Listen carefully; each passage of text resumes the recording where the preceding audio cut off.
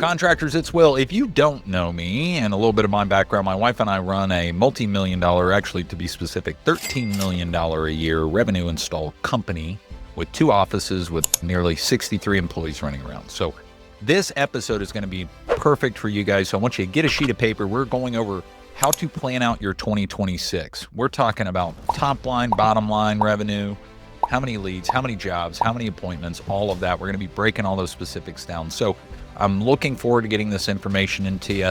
Go ahead and like and subscribe this episode so you can get continuous updates, and also visit the links. There's going to be full of resources for you. And it's just, even if you come out of this with only retaining 20%, I want you to be able to come back to the information because it could make massive improvements in your business. So thanks for listening today. I'm pumped. Welcome to Beers with Contractors. All right, tradies, another episode of Beers with Contractors. Cheers to you guys out there. Congratulations. If you have made it this far in the life of our little podcast, you have made it to episode 99. And it is one of those where I think in like podcast years, kind of like dog years, I think that makes me 84 years old. Because, man, I feel like it after 99 episodes of hanging out with you guys and having a blast. Man, it's just been so much fun. So, hey, one of the things I always try to do this time of year is with one of our episodes is try to recenter. I've been doing this with business owners all over the country the last month. And I think it's really important if you are in a trades business, heck, if even for personal stuff, or you work in a construction company, I think it's really important to take stock of 2026 targets and goals. Today, we are going to focus specifically on how I break down our targets and goals. I'm even going to go over some other things, especially if you're one of those companies out there that want to be a high growth company, and making sure that what are the blind spots that can hit you. We may even talk a little bit about some of the stuff we've leaned on from other guests about, well, if we got to grow, are we leasing, are we buying, things like that. So that's what we're going to be going over today. So get a sheet of paper. We need to take some notes. And I like to do this little technique called scribbling, where I just scribble my goals down, and it allows me through the thought process of writing these goals down for my business.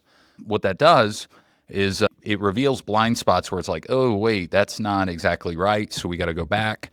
And by doing this exercise, it is super, super helpful. So get your pens ready, press pause. If you got to run, go grab them. But otherwise, let's get going. So 2026 goals. Where are you going next year? And a lot of times when I meet home service contractors around the country, either in person or online, the first thing I hear is, well, we sold $8 million. And it's like, okay, pause. Did you sell $8 million or did you install $8 million? And it's a shame that in the trades, like the biggest flex is top line revenue. And the matter of fact is that sounds good, especially in a group setting or a room. But at the end of the day, you know, we're not making money in construction companies till we get the product in the ground. We collect payments from happy customers. So when we really talk about where you're going in 2026, like, let's talk about top-line revenue in the sense of what did you install? So, because this is important. You can't cash jobs into your paycheck that you haven't finished and billed for. So, it sounds good to say we sold $3 million and grew into $5 million in a year.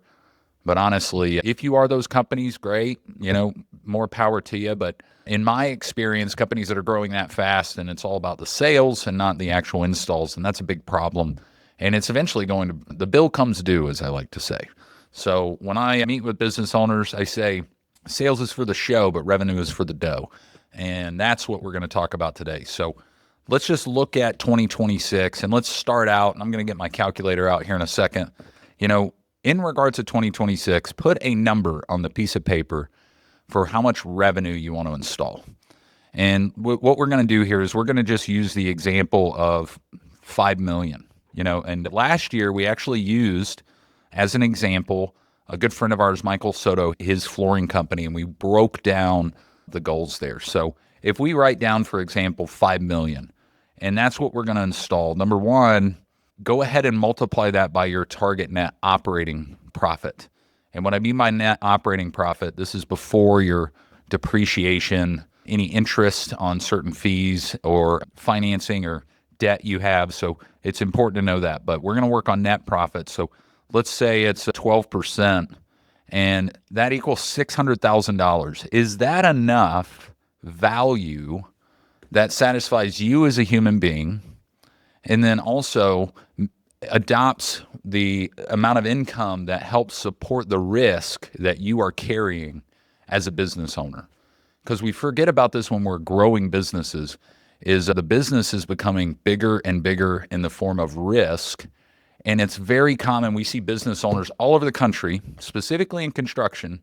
They may have a $7 million a year business. However, they're making less than $100,000.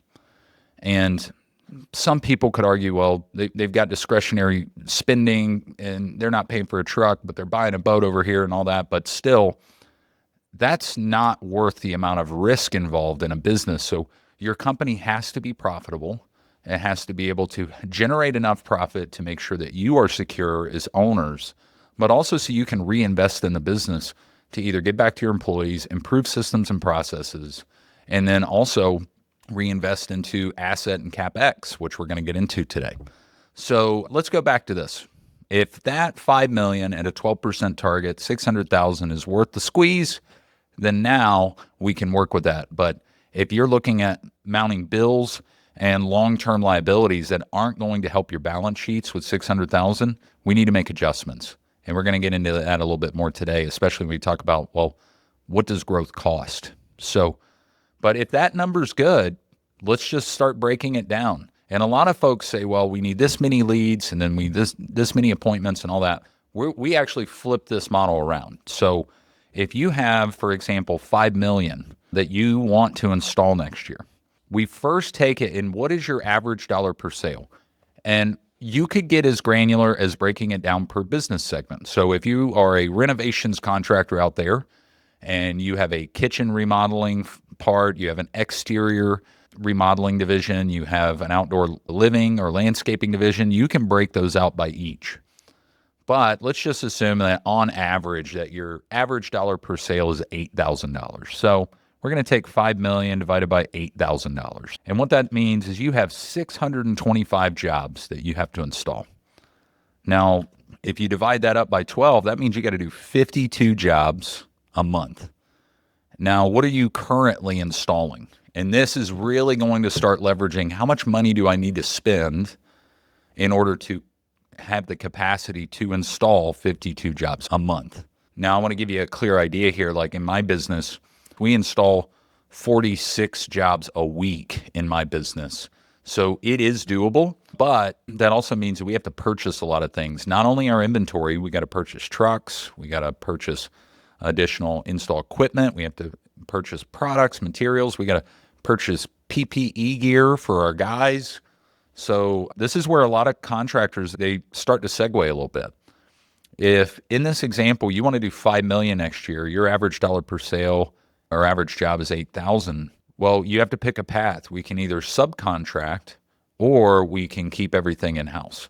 And that's why we see a lot of, especially high-end or outdoor living or renovation companies, they subcontract. This allows them to scale very rapidly. However, it comes at the cost of gross profit margin. And they balance each other. So for example, if you need to do 52 jobs a month, well, you may pay more for a subcontractor, but you will not have the capital investment needed for equipment and specialty tools, signage, truck wraps, all of those things. But what I find with most companies that I work with, they do most of their work in-house. They try to self-perform as much as possible. So knowing that we've got 52 jobs a month, now let's really take stock at your existing kind of repertoire of people and equipment. And do you have enough?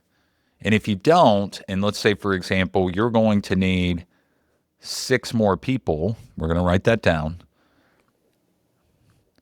and then you need another truck or 2 trucks even, well, we're going to put that off to the side because we're going to talk about CapEx. So let's recap that real quick. So you've got $5 million that you want to hit next year, and you know that you can hit a healthy net margin. And let's go ahead and put that down, $600,000. Your average dollar per sale is $8,000. That means you have to do 625 jobs or 52 jobs a month. So if we can do that and that seems achievable to you, then we're going to move to the next step. So here we're going to take that and we're going to say 625, and we are now going to divide it by your closing ratio. So what that means, if you close 30% of your sales, you take 625, divide that up by 0.3. That means you have to have 2,083 appointments to run just to hit that goal. So if your marketing spend, is dictated by how much you can install or your capacity of converting, that can really influence how that works. So a lot of people say, hey, I close at 80%. First off, if you are a contractor and you're closing at 80%, good for you. You're probably doing word of mouth or something like that. However, if you're diversified in your marketing and you are running an 80% closing ratio, you need to raise your prices.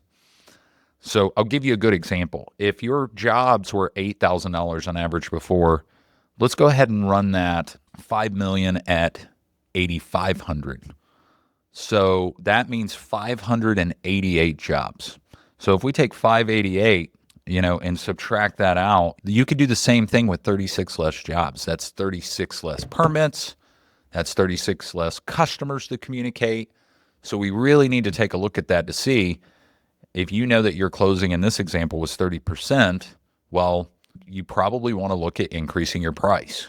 And I'll give a great case study. People ask me, Sydney and I own a Airbnb, for example.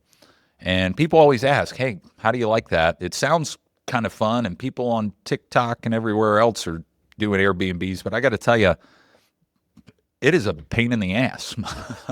And the reason I break this down for people is I would rather have one tenant in that house paying all the electrical bills and the internet and the gas bill and all that, rather than having 5 to 6 tenants a month that I constantly have to take care of, all for the same amount of cash.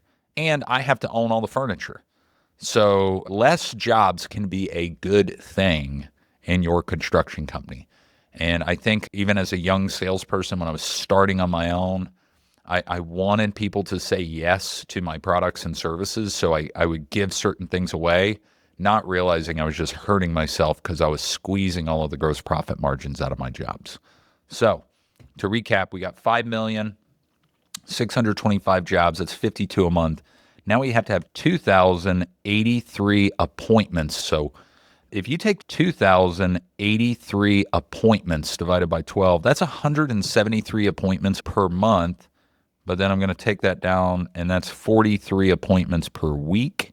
So, man, that is, you are running a lot of estimates. And now a lot of folks would say, if they're spending more time on site and they can get done and they run less appointments, they can convert at a higher rate. But we're seeing this, and even we've had some guests on this show. We've got another great guest coming up from ResponsiBid, but Aaron Kennis of Creek Quote, he's showing that you can convert more appointments without having all of the headache of running back and forth to qualifying leads, staying up all night doing the paperwork. And to be clear, quality over quantity here. If you're running more and more appointments, things are going to get missed, especially if you don't have a clear price sheet or a method of developing a price that will bring value to the customer while also getting you good gross profit margin. So take stock in that, because if you have salespeople, and I would hope you do if you're trying to approach 5 million, you're going to need to decide how many appointments or capacity are we going to allow them to run. These are company-generated leads, so we need to make sure they're taking care of them.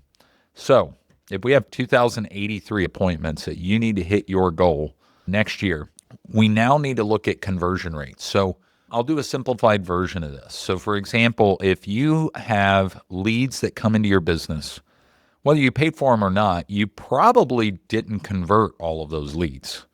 Meaning you got a lead from Angie's or Home Advisor, or somebody submitted something on Facebook, you reached out to them and they just never called you back. Or they filled out a form fill at a home show or on your website, but when you reached out to them to book the estimate, they never were able to answer the phone or give you a call back. There's also the other side of how many phone calls did you miss? Because out of 2,083 appointments, let's just take this and say you're converting 80% lead to appointment. We're going to take that multiplied by 80, which means you actually need 2,603 leads, which is meaning you're going to pay for almost 600 leads that you're never going to be able to talk to again.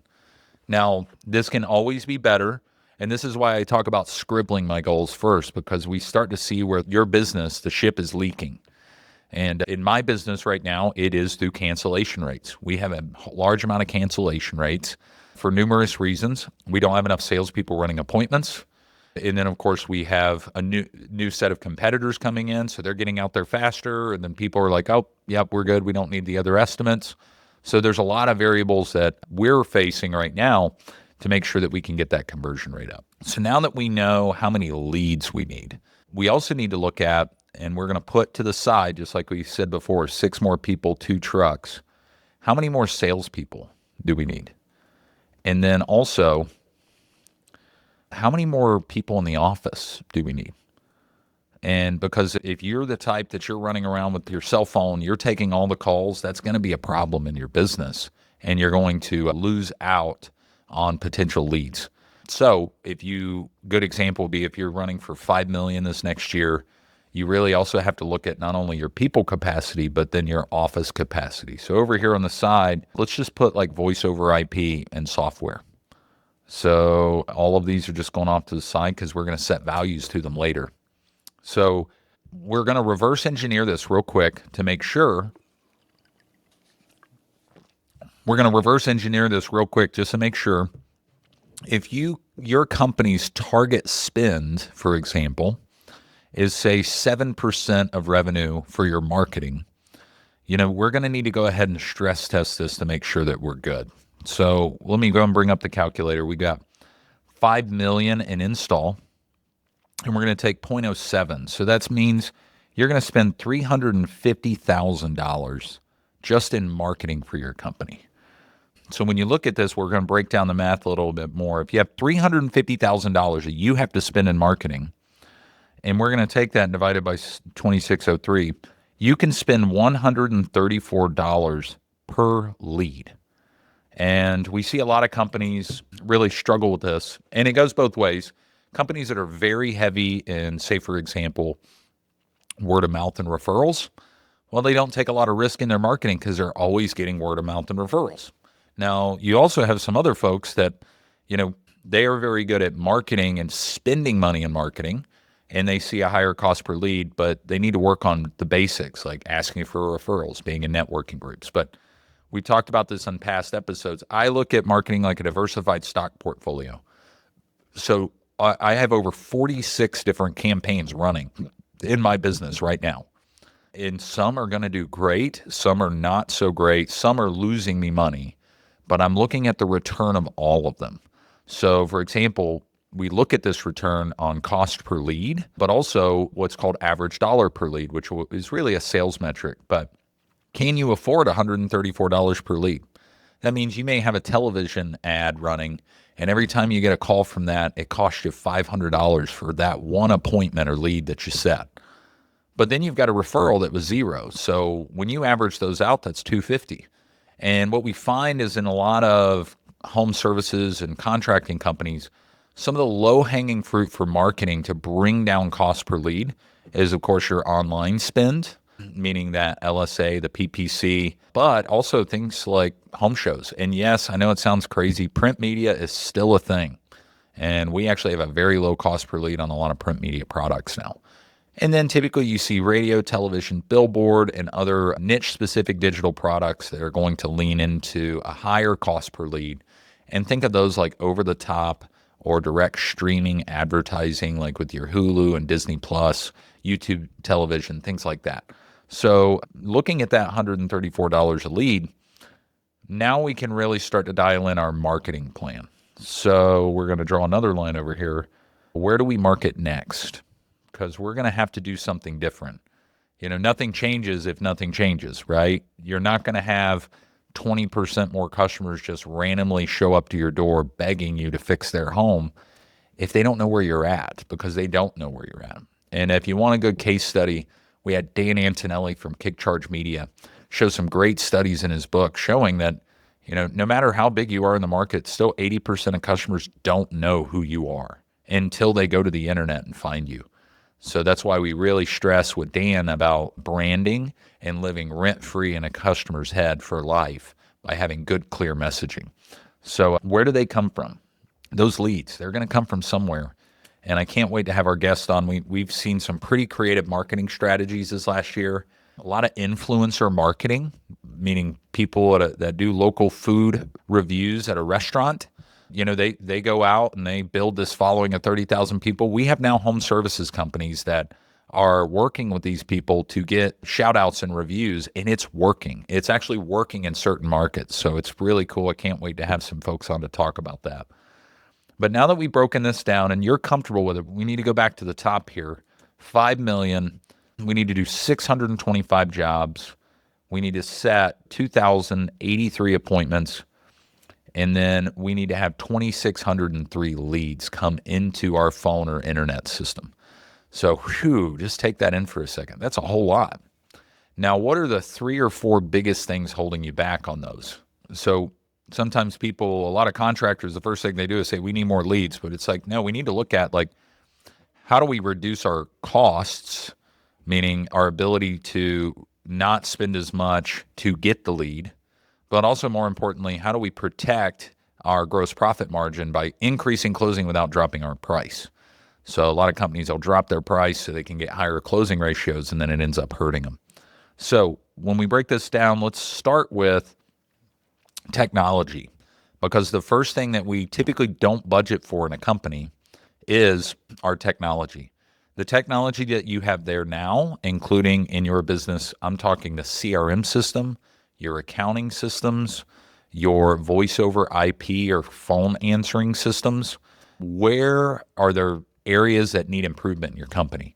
The most common, depending on your size, that we see is a very weak accounting and inventory management system and very bad voice over IP systems for answering phones, returning calls, tracking marketing spend on calls. And that is so important, because if you don't know where the leads are coming from and you can't backtrack it, then those systems are there to help make sure you know where it is, and they are worth the investment.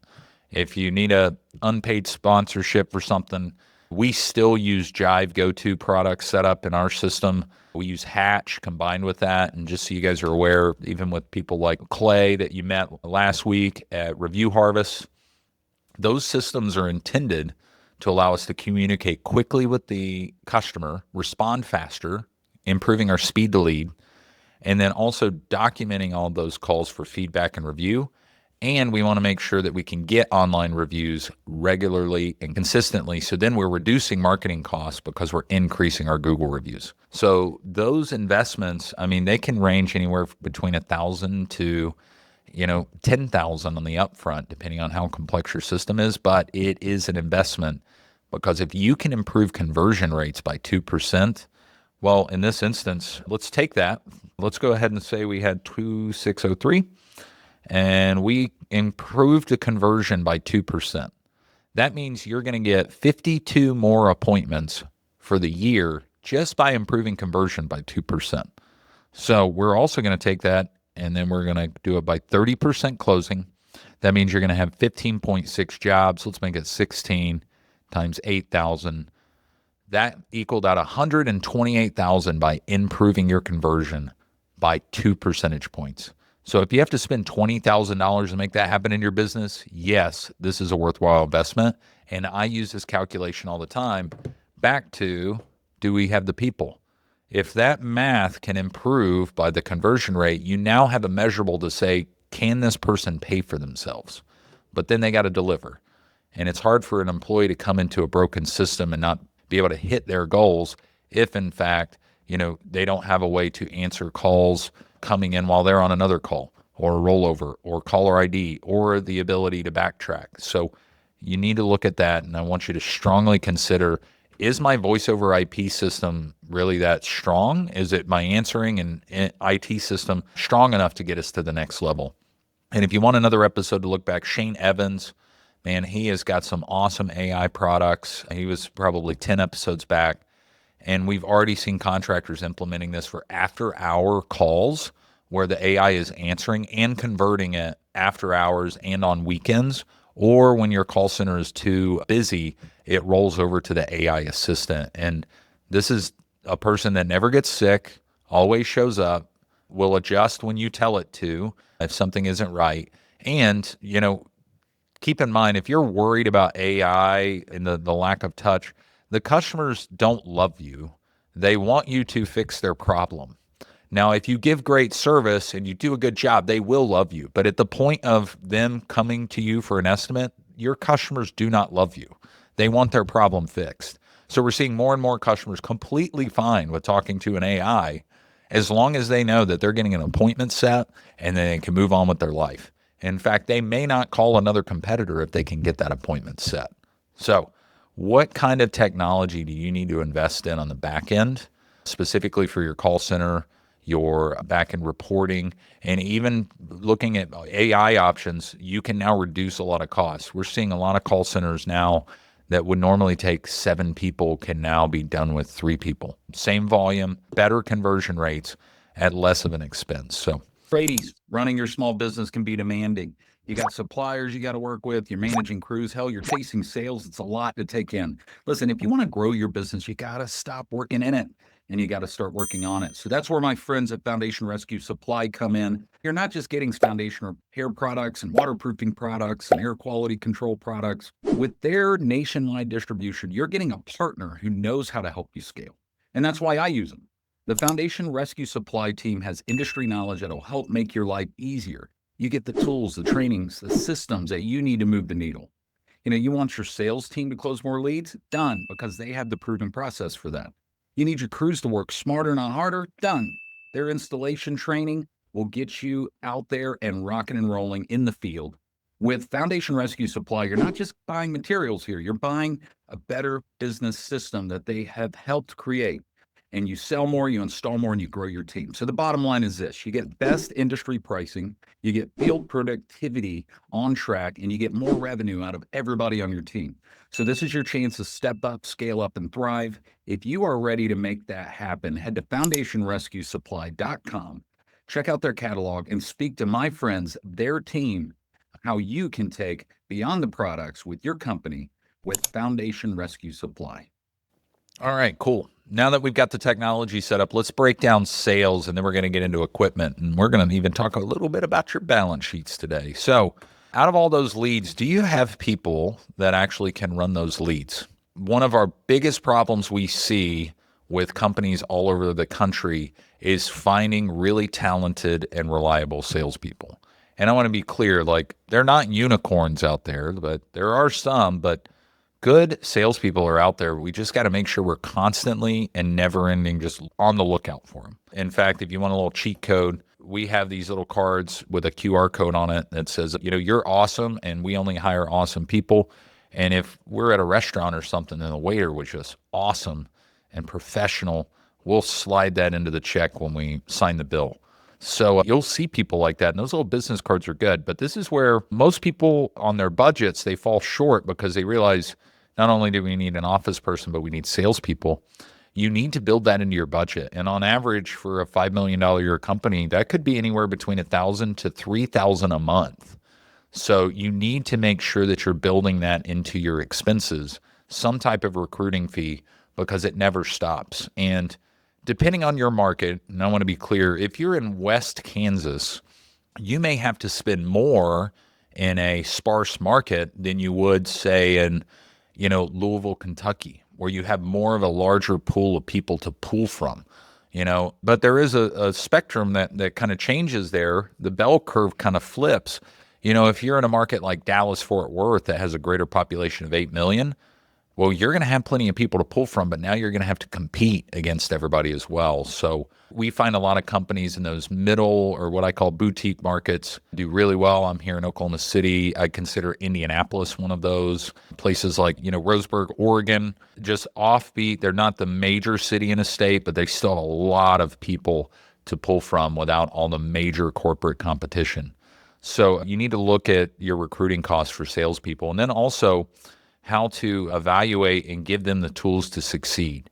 So we are finding a lot of folks, especially back to investments in technology, using unique sales tools that are online that pull from certain price sheets. But also, and I'm going to show how big of a hypocrite I am. For years, I always felt like our salespeople should always print a proposal off at the house, give something that can be signed and executed. But now we've converted completely digital. The investment for that, we had to buy tablets and we had to buy an initial software. We had to get licenses for ArcSight, but we saw a decrease in spend for printers and ink and paper. What we found the value in is the customer portal. There's now a customer portal that allows us to see when a customer is clicking on their proposal, where they're looking at, if they want to make adjustments. So then our salespeople can follow up and say, hey, Mrs. Jones, I noticed you were looking at the proposal last night. What questions do you have? So that top of line touch right there is increasing our value in closing and also our average dollar per sale. So this is very important to look in. There's a lot of great out-of-the-box solutions out there. I'm not paid by any of these companies that I'm mentioning today, but ArcSight is a great product for online sketching and estimating. It's kind of become the market leader in home services, but the ability to produce estimates faster is going to be a function of your sales division, and also being able to convert them at a value that's producing good gross profit margins. So when you're looking at salespeople, you need to budget that. And then also, if you're not very good at hiring, at $5 million, you may need to look at a fractional recruiter or HR person. And this is commonly a department that most companies don't consider. But I brought my first HR person on at $8 million, and I wish I would have done it at $4 million, because this person kept us compliant, but also helped us with recruiting. And we never fell short on having a funnel of good people coming in for interviews. Even if we didn't need to make a hire, we still had a stream and we were building a bench. And I, as the owner, didn't have the time to do it after $8 million, but I realized I really didn't have the time to do it when we were doing $4 million. So I want you to really consider that in the expansiveness of adding on and judging from the people that you need. What does that look like? So on the sales side, that I do believe going into this next year that most should increase your prices if you haven't already this year. I know a lot of folks have said the market has slowed, but still, like, every job is almost like the only job for you. You need to treat it like it's the only job you have. So you've got to get good gross profit margin out of it. So now let's ramp up and we're going to reverse back into the balance sheet. So now we've got to do 52 jobs a month. How much stuff do you need to buy to get 52 jobs a month in the ground in this example? So do you have enough crews, and what are they installing now? Do you have trucks and equipment? And this is where a lot of folks get hung up on, well, how much more equipment do I need? And do I lease it? Do I buy it? And things like that. So neat little trick. We started out with that net operating profit of $600,000. So if you've got to take, and for example, let's just say somebody comes in and says, we need this $1,800 awesome jackhammer that we need to buy because that one job out of 6, we have to break out concrete. Let's just go ahead and take 1,800, divided by your target net operating profit, which was 12%. So we're going to take $1,800 divided by your target net profit, and we're going to do 0.12, which means you have to do $15,000 in work before you see profit out of that tool purchase.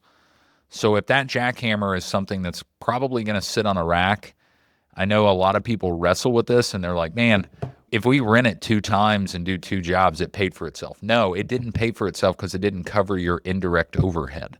And when I talk to contractors about this, and I've seen you guys in the troll comments on these little topics, but just because one job pays for that tool, it doesn't pay for your indirect overhead and your profits and your marketing expenses and all of that. So when you look at a tool purchase or the add-on equipment, you really need to add up everything that goes into that truck, divide it by your target net profit, and say, hey, can we get this much revenue out of this in a year?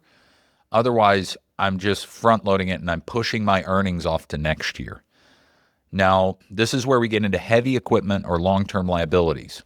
If you are purchasing a truck, just keep in mind, you are purchasing a truck at this value. The second that you drive that truck off the lot, it's going down in value, depreciation, but it's going up in your expenses because you're paying interest. So there's 2 ways to look at this. You can purchase a vehicle and you can divide it up by year if you want on what it would cost you per year, if you finance it and then reverse engineer the math and say, okay, this is worth purchasing. However, on your profit and loss statement, they don't live on the profit and loss statement. Truck payments live on the balance sheets. So that will become a long-term liability in your balance sheets. But the opposite is to lease a vehicle. And gosh, I remember Elijah Steiner being on this show. One of his big mistakes was he leased a mini excavator or piece of equipment. By the end of it, he paid twice for that piece of equipment by the end of it. I have been in the same boat. So really read through your lease paperwork. But if you're leasing it, you are expensing that directly on your profit and loss every month because technically you don't own it. You're leasing it. However, it does stay off of your balance sheets. It's not a long-term liability. And then over time, it can migrate over to an asset depending on the buyout terms. Now, if you're in a really rough business like aggregates and concrete, you know that, boy, this work can take a toll on those vehicles. So that is another thing you want to look at when looking at asset purchases like trucks and equipment is like, what am I going to get in the lifetime value out of this divided by the years, divided by my net operating profit? And is it worth me to spend the money and make it an asset or spend the money and make it an expense, meaning buy it or lease it? And most contractors don't have the cash on hand to, in fact, pay cash outright. But I've been there. If you want to finance your trucks, do not do zero down and make sure you're negotiating the best rates. And gosh, do not finance those things over 4 years. I dare say like 3 years is the max that you want to finance specialty equipment, especially if you're owning it as you kind of weigh that against your depreciation schedule. So when you're looking at your expansion of your production team, also think how much cash, and let's get really down into the weeds here. How much cash do I need to have to pay for materials for all of this work? So pull up your profit and loss, pull up materials and divide it by your total revenue for the year, and it's going to give you a number by percent. When you pull that up, that's going to tell you, how much your material costs per job on average. So once we've looked at all of these things, we forget we have to buy stuff for our jobs, and that cash is now tied up in stuff that doesn't become money for anywhere between 15 to 60 days for some companies.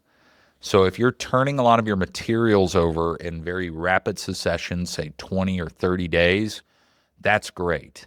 But in order to get to that 20 to 30 days, you also need to know how much cash, how much do I need to purchase and own as inventory? And most people, they put that on a credit line. Don't do that. You can use a bridge, but if you're turning inventory that fast, you're better off having the cash on hand to do that.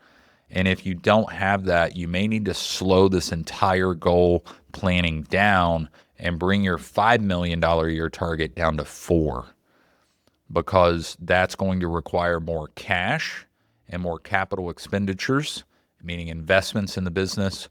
And all of that, if it's in those two things, it's not going in your pocket. So you got to be careful there. And one more thing about financing, I was talking to a contractor the other day, and they said, well, listen, we need to go ahead and we need to get 2 more trucks on the road for this next year to hit our target. And I was like, great, well, how's the cash? And they were like, the cash is great. We've got an extra $60,000 in the bank, help with the ups and downs. And I'm like, okay, well, what are you going to do? Are you going to finance it? And they said, yep, we're going to go finance this truck, both of them. And they each cost $89,000 box trucks. Now, one thing I did first is I looked over and I said, let's go to your balance sheets.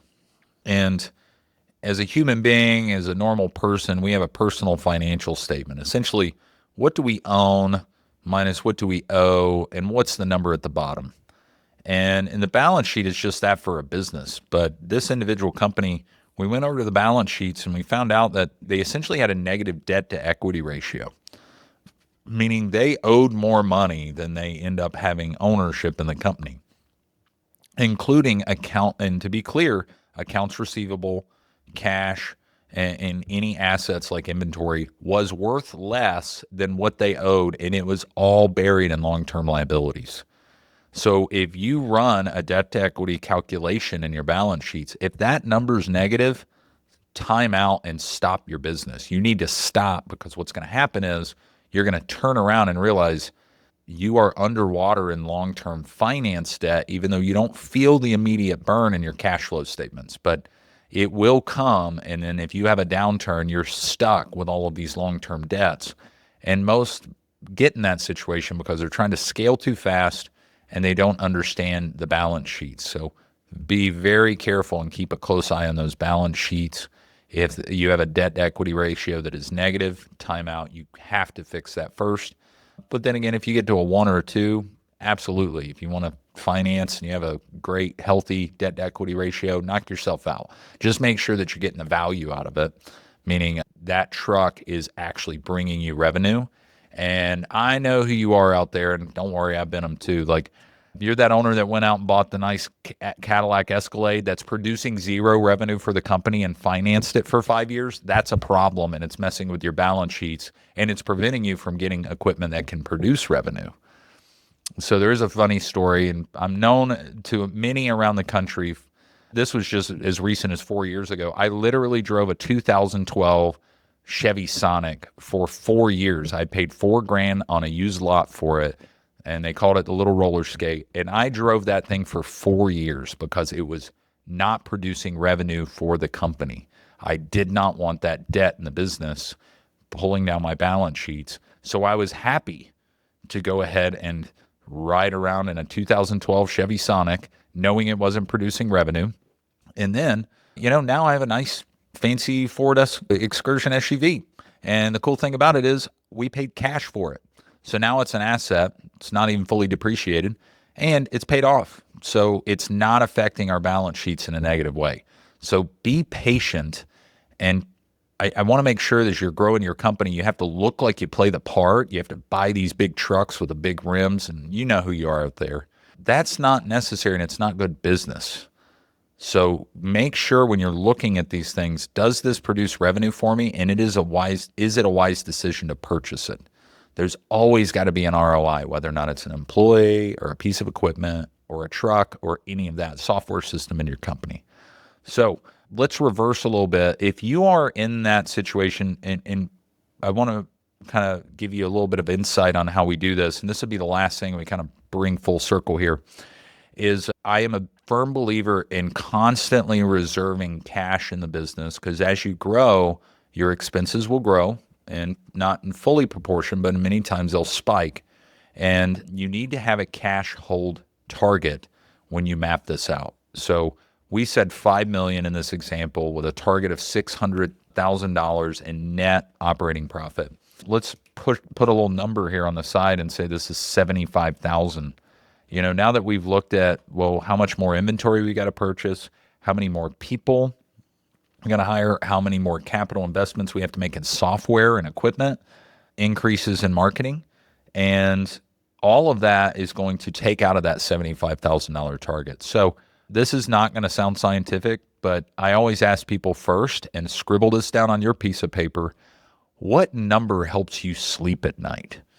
And so in this example, if $75,000 keeps you up at night because that's what's sitting in the bank account, and it should, if you're doing $5 million in revenue, and you say, hey, $300,000 right there, that is what helps me sleep at night. You need to get to that number as fast as possible.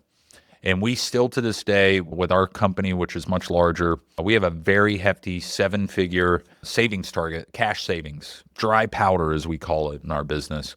And we're not taking distributions until we hit that savings target, because we want to be able to weather any storm as possible. And you will thank yourself, especially if you are listening out there and you had to grow a business through 08, 09 like I did, you are going to thank yourself for having cash. But if $300,000 is the number, the second a dollar comes into that business, go ahead and divert it into a separate account.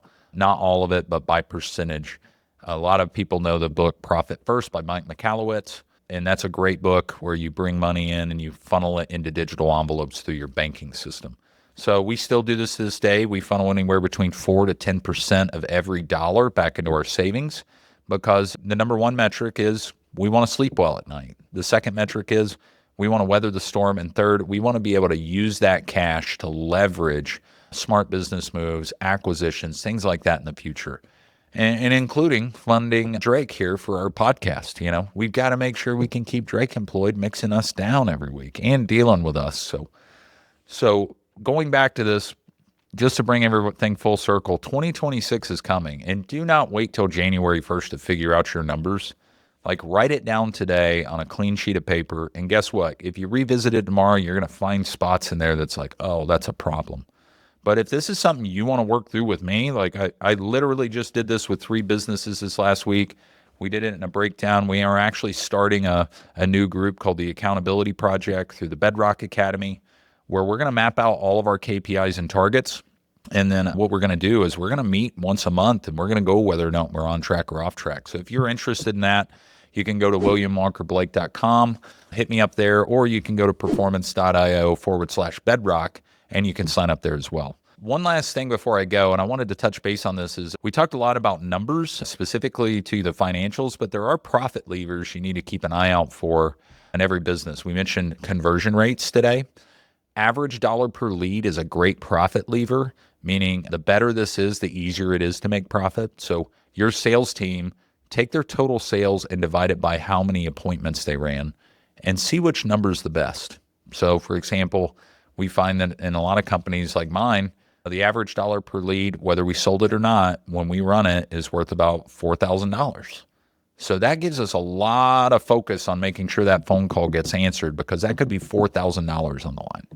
So also your install volume per week, which we call IVPW, great profit lever, because that's going to help you measure as you get more crews. You always want to see that number going up, either due to efficiency ratios or price increases.